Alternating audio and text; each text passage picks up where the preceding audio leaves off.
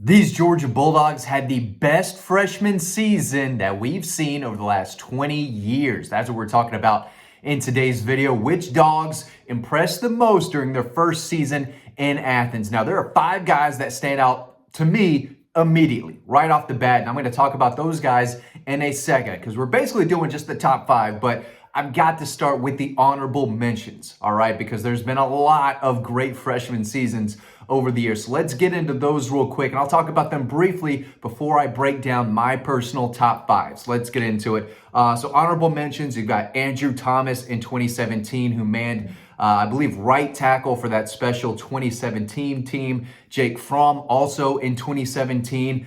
Solid, right? I'm not sure you could expect more from a quarterback as a true freshman, at least at Georgia, than what Jake Fromm gave to the Dogs in 2017. Obviously, AJ Green. No, we're going to go back to AJ Green. He's not an honorable mention. I had him there for a second. I did move him into the top 5, though, so we'll talk about him in just a minute. Craig Lumpkin in 2003. I think that's a little over 20 years ago now, but he was really good there. The next year after that, Thomas Brown in 2004 had a really good year on the ground, rushing for the Dogs. Trenton Sturdivant in 2007, the offensive tackle. I believe he started at left tackle as a freshman for a really good 2007 Georgia team. He got the flag for dancing on the Gators in that memorable, outstanding Georgia-Florida game. So definitely a memorable moment there. Malcolm Mitchell in 2011 had a really good freshman season. Keith Marshall in 2012 had a really good freshman season. Probably his best season. He dealt with some injuries as his career went on. Didn't really sustain the career that I think everyone wanted him to or expected him to. But in 2012, he was good. Remember Gershel? Remember that was nonsense. That was so bad. I'm glad we moved on from that quickly. DeAndre Swift in 2017. Thought I might put that into the top 5, but he didn't make the cut. Obviously, a really good season. Was impactful against Notre Dame. He had the long touchdown run against Auburn. Really good. And Kirby Smart will tell you, we need to get this freshman the football. That's what he said after the Notre Dame game. Really impressive season there. Richard LeCounte in 2017. I thought had a really nice season. Obviously, George Pickens in 2019 as a freshman, one of Georgia's best players. That offense wasn't all that great, but George Pickens was really, really good. And then KJ Bolden last year in 2024. So those are the honorable mentions. Now let's get into the top 5, and we're going to start at number 5. I thought Malachi Starks, what he did in 2022, was phenomenal. He started in 14 games, again, undefeated national championship season, and you've got a freshman out there starting at safety who held his own. He was playing with a lot of other big-time players. Chris Smith at safety, Kamari Lassiter at corner, Javon Bullard at star, so he had a lot of talent around him, and he held his own. He had 68 tackles, 3rd on the team, 2 interceptions, a team-leading 7 pass breakups, and he had 10 tackles against number 1 Tennessee in the biggest Georgia-Tennessee game of all time. So 2022, Malachi Starks started his career game 1 against Oregon with that crazy, wild, turning interception. And you knew right then, okay, the hype is real. Former 5-star coming in. Yeah, this guy is going to be special. He would obviously go on to have a 3-and-out, first-round pick type of career. Was the Thorpe Award finalist in 24. But 2022, Malachi Starks, I think, has to be up there as far as best freshman seasons that we've seen, especially from a defender. Number 4, this is where AJ Green comes in 2008. Obviously, the big 5-star guy, Julio Jones and AJ Green were number 1, number 2 out of high school, and they both immediately lived up to the hype. His first game against Georgia Southern, you knew the hype was real. He was going to be special. He had 56 catches as a freshman for a career-high 963 yards. 3rd in school history, by the way. 8 touchdowns. Again, it was tremendous. From day 1, he was fantastic. The game against Arizona State over in Sun Devil Stadium in Arizona, I think that's probably his breakout game. But the ball skills, the size, the speed, the playmaking ability, the ability to make a jaw-dropping catch just about every single game, off the charts. You knew he was the real deal. You knew he was going to be a top 10 pick in the NFL draft and a possible Super Bowl Hall of Famer, NFL Hall of Famer.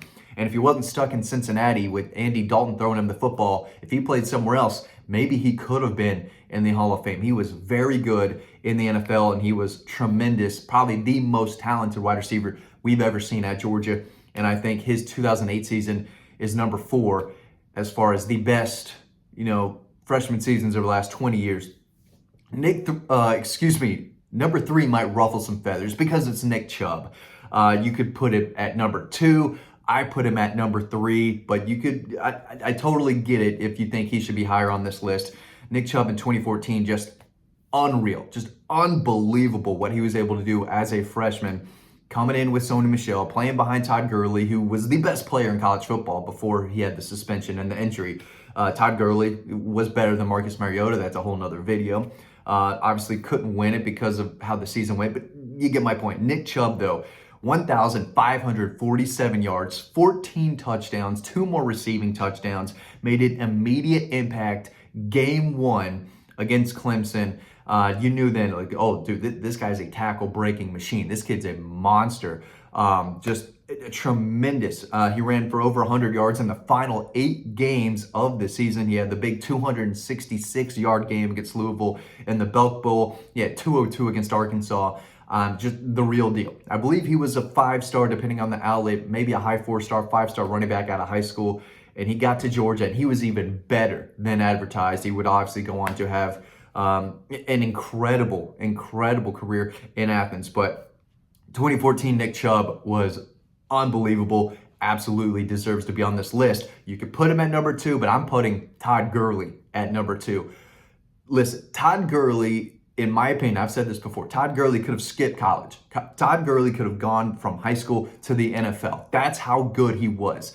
2012 freshman season at Georgia. Not only would he have made an NFL roster in 2012, he would have made an impact. He would have been a guy that NFL teams would have loved to have on their roster in 2012. Instead, he was a freshman at Georgia, just running through teams. Now, he didn't rush for as many yards as Nick Chubb did. He only rushed for 1,385 yards, but he had 17 touchdowns. He went over 100 yards in 9 games, ran for a touchdown in every game but 3, ran for 130 yards and 3 touchdowns against Tennessee. Just ran wild on the balls. First game had 100 yards and 2 touchdowns against Buffalo. We also had that 100-yard kickoff return in like 200-degree heat down the sidelines for a touchdown. So day 1, game 1 against Buffalo, you knew just watching, Todd Gurley's on another level. How was he in high school last year? He's the best player on the field. He was one of the best players in college football in 2012, in my opinion. Easily one of the better running backs in college football in 2012. And I think people forget how good he was. He ran through Alabama in that 2012 SEC title game. They lost the game, but if you go back, he was so tough to tackle for an Alabama defense loaded with NFL talent. So you knew day 1, this Todd Gurley is going to be absolutely special. Again, running through teams left and right that season. That team was better than the 2014 season. That's one reason why I put Todd Gurley ahead of Nick Chubb. I just think he was a better running back than Nick Chubb was. And that freshman season was, again, just unbelievable. That's number 2. Of course, Brock Bowers, number 1. What he did in 2021, that was the best freshman season we have seen from any Georgia Bulldog over the last 20 years. He was a USA Today first-team All-American, AP True Freshman All-American, led the team in receptions in his very first game against Clemson in 2021. That was the guy JT Daniels went to. He had 6 catches for 43 yards. And again, like Nick Chubb and Todd Gurley and AJ Green and Malachi Starks, he was a day 1 instant impact guy. And you knew then, okay, this guy's going to really help this team throughout the season. He finished the season as Georgia's leading receiver, a year they won the national championship, with 56 catches for 882 yards and 13 touchdowns. All program records for a tight end. So again, as a freshman, first year, he breaks the tight end record for receptions, receiving yards, and tight ends. His 13 touchdown catches were also a single-season Georgia record by any pass catcher. He had 4 games over 100 yards receiving, UAB, Kentucky, Georgia Tech, Alabama, and he had a touchdown catch in both playoff games, including the big one that got them up 8 in the national championship game that put all that pressure on the Alabama offense. They have to push and do things they don't necessarily want to. They throw it down the field, pick 6, Keely Ringo, game over, right? But that Brock Bowers touchdown gave them a lot of relief. And one of the biggest possessions of the season, he's the one who finds the end zone. So again, Brock Bowers, unbelievable, best tight end in college football history, and his freshman season will be in the record books. I mean, it was unbelievable. He's got to be number one. So Brock Bowers 2021, that's my number one. Todd Gurley 2012 is my number two. Nick Chubb in 2014, 3. AJ Green in 2008, number 4. Malachi Starks 2022 freshman season is my number 5 best season. And they got a lot of honorable mentions, but just talking freshman ball in this video here. Hope you learned something. Hope it brought you down memory lane. Really appreciate y'all watching, and I'll see you over on Dawg Post.